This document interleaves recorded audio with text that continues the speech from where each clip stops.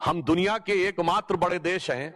आपने हिस्ट्री में पढ़ा होगा तो हर बड़े देश में क्रांति हुई है। चाइना की क्रांति सुनी है हमने, फ्रांस की क्रांति सुनी है, ब्रिटेन की क्रांति सुनी है, रूस की क्रांति सुनी है, अमेरिका की क्रांति सुनी है।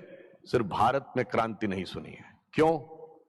क्रांति वहां होती है जहां सब कुछ बाहर पाने की इच्छा हो, परंतु जहां अंदर खोजने की प्रयास होता है वहां संक्रांति होती है। इसलिए इस देश में क्रांति नहीं, संक्रांति घटित होती है।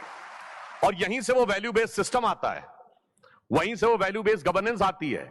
क्योंकि हम संक्रांति के देश थे, इसलिए हम ही दुनिया के एकमात्र बड़े देश हैं जो दुनिया के ज्यादातर समय सबसे ताकतवर रहते हुए किसी दूसरे देश पर हमने आक्रमण नहीं किया, किसी दूसरे देश का हमने अधिग्रहण नहीं किया।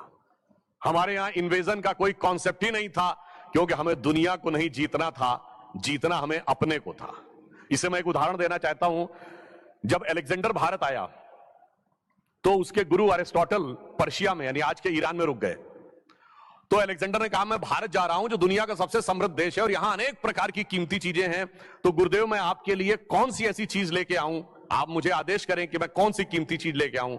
तो उसके गुरु ने कहा कि तुम हीरे जवाहरात कितनी भी कीमती चीज ले आओ, मेरे लिए किसी काम की नहीं है।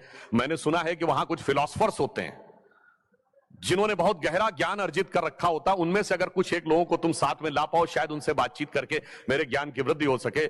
मगर जब वो तक्षशिला में आता है और उसके सैनिक आकर कहते हैं आचार्यों से कि आप चलिए, तो जाने से मना कर देते हैं।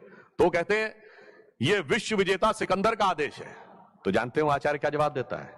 उसे तुम विश्व विजेता कहते हो जो अपने हृदय में उत्पन्न हुई विश्व विजय की इच्छा से इस कदर पराजित हो गया कि उसने हजारों लाखों लोगों को मौत के घाट उतार दिया।